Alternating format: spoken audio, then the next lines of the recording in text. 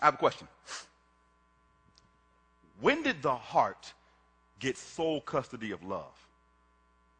I mean, why not a liver filled with love? You know? Why not, dude, when my girlfriend left me, man, she really broke my pancreas.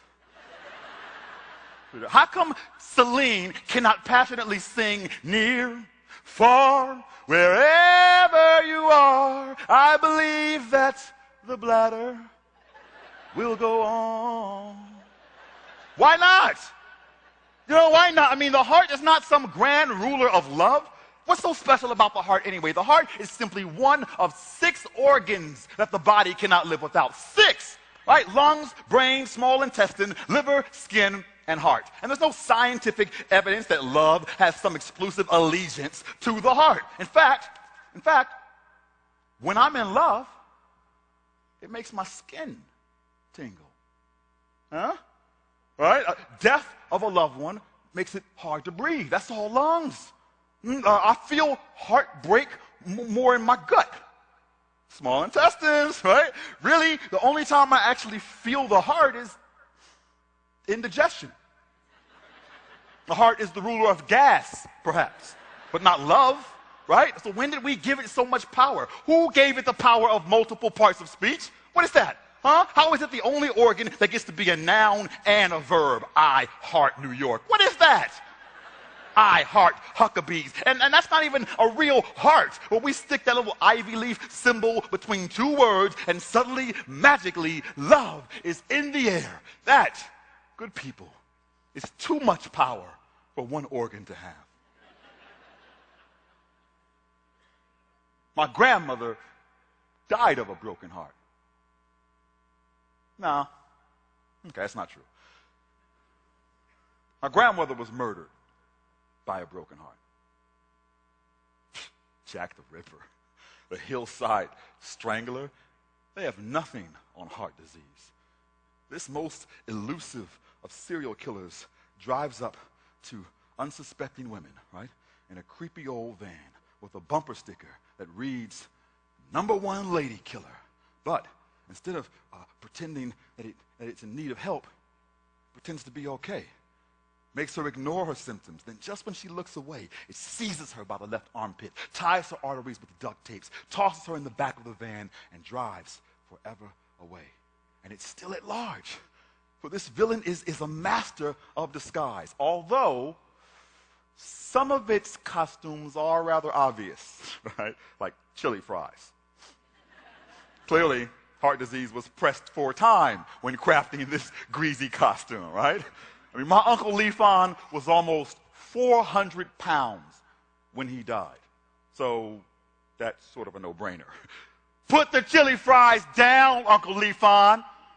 All right, and put the Jack Daniels down, Aunt Candy, and put the cigarettes down, Uncle James. But so few in my community had access to physicians and facts, you know. So many were uninformed on the symptoms to prevent them instead of just react. But not my daddy.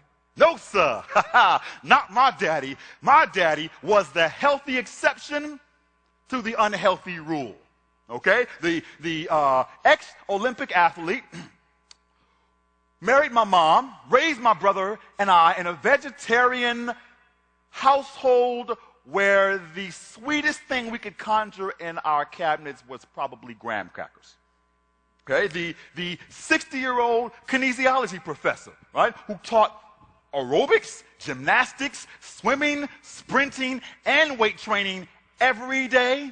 All right? The old gray-haired senior citizen who punished me for calling him an old man one day by insisting that I sock him in the stomach with all my might, just so that he could watch me wince in pain from my cocky fist colliding against his abs of steel. My daddy, Superman, with superpowers, documented in the books he authored on the super nutritional power of colored foods and the super healing power of garlic and the super nourishing power of sunlight. So I grew up like, you can't tell me my daddy ain't a superhero.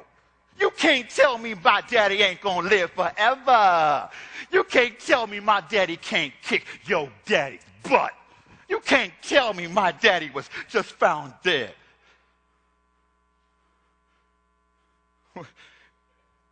In his car on the side of the road. No, you can't tell me that. A heart attack? Come on, you can't just come here in my college dorm room a month before he was supposed to watch me graduate and tell me that. No, my daddy, not my daddy. I don't understand. I mean, it's not like he didn't have rhythm, aerobics, gymnastics, hello. He could even dance him a little bit. It wasn't pretty. It wasn't dancing with the stars by any stretch, but the man had him some rhythm. Apparently his heart did not. Arrhythmia, doctors called it, ventricular arrhythmia or something. Apparently the heart's going along fine, it's doing a little cha-cha or something, and next thing you know, it misses a beat. And then it misses another beat. Suddenly it finds itself with 2 left feet. But when he exited the dance floor and his heart took its seat, he took my grandmother with him. Oh, and that was no easy feat, because Don, this woman, she had a heart so strong that not even attending the funerals of 5 of her 8 children was enough to break it. But the sixth, my father's funeral, marking the fall of a superhero who wasn't supposed to die. Oh man, this is the stuff that ruptures are made of. Genetics. Genetics broke my father's heart. Though his spirit was strong. His passing broke my grandmother's spirit, though her heart was strong. Perhaps therein lies the connection between the heart and love. Home is where the heart is, right? And the heart is where the spirit lives. And when the heart's resonance is vexed, it punches holes in the walls. And when it's stressed, it clenches tight. And when it's depressed, it slows down. It falls still. Which means that even if mine is completely healthy, there may be nothing I myself can do. The fate of my heart's rhythm may be entirely up to you. So, give me a beat.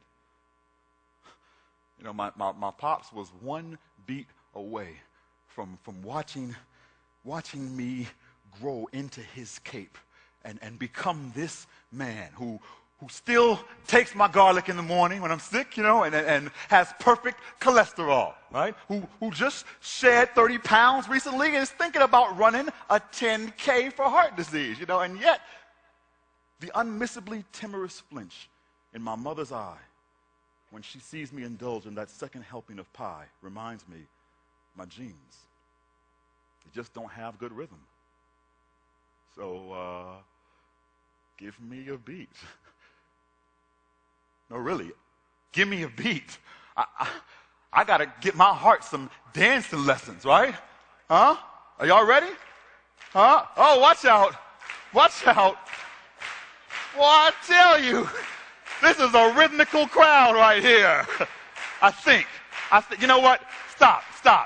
Anybody can clap. That's not going to be the real test, all right? I got to make sure that you guys got rhythm yourselves. So here's what we're going to do. I want you all right now to take your right hand, okay?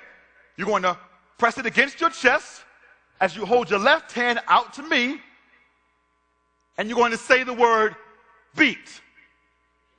Oh, I'm dead. Oh, it's over for me. I don't stand a chance.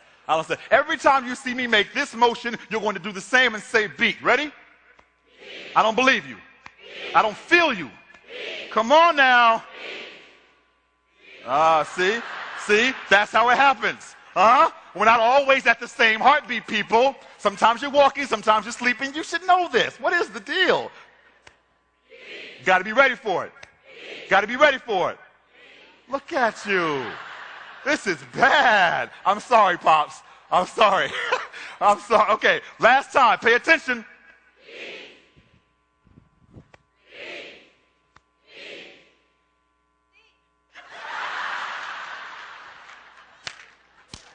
We'll talk later. We'll work on a few lessons or something else. All right. Here we go. We're taking off the training wheels, and we're going to do a dance now. You ready? 5, 6, 7, 8. In 2007, our economy suffered a massive heart attack. So while the financial surgeons are operating on that, perhaps this year we invest a bit less in our stocks and our bonds, and we put a bit more into our pops and our moms. We don't stress about our mutual funds and our dollars, but rather it's the future of our sons and our daughters. Until our miracles become empirical, and we can literally press our fingers to our neck and count our blessings. 98,000. Number of times in a day that your heart might pump. 198,000. Number of times your heart seems to pump the day you fall in love. 242. Number of times this month your kids gifted you with hugs. 5,000, maybe approximately like 473. Number of extra days I could have had with my dad, or number of beats I might need to meet my future son. Folks, I don't know if you know this, but your attendance at this event signs you on to participate in today's filming of IHI's new hit reality show, Dancing with the Hearts. Yes, welcome, where you each get to vote. And you each get to coach. And our lives get to each reap each beat that you sow. So perhaps my 10K run only earns enough dough to have someone's heart doing the two-step the whole show, right? But if we learn quicker, we'll remember that it takes two to tango. So together, we can teach someone's heart the merengue. Add a couple of you teachers and your nutrition lesson plans. You can educate young people on how to pop lock and break dance. I want geneticists on jitterbug, pathologists on polka, QI teaching new techniques in bossa nova, nurses choreographing everyone. Let's go, people. Let's go.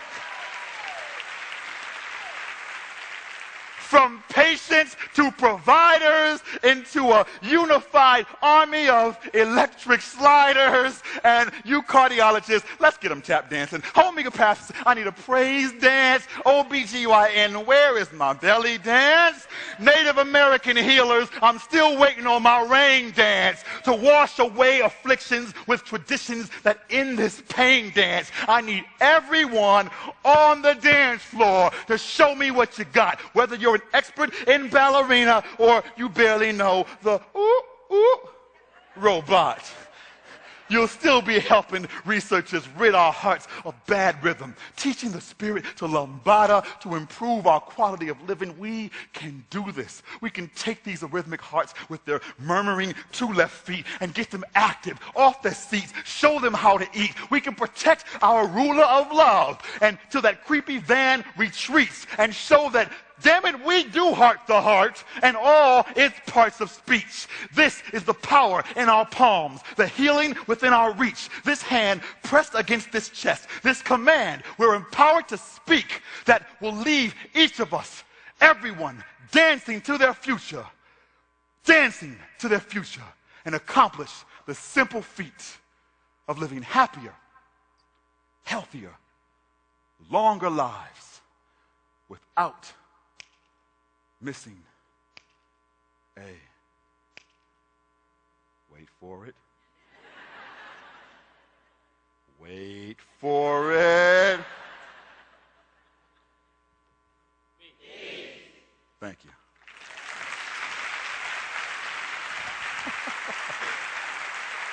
You did good.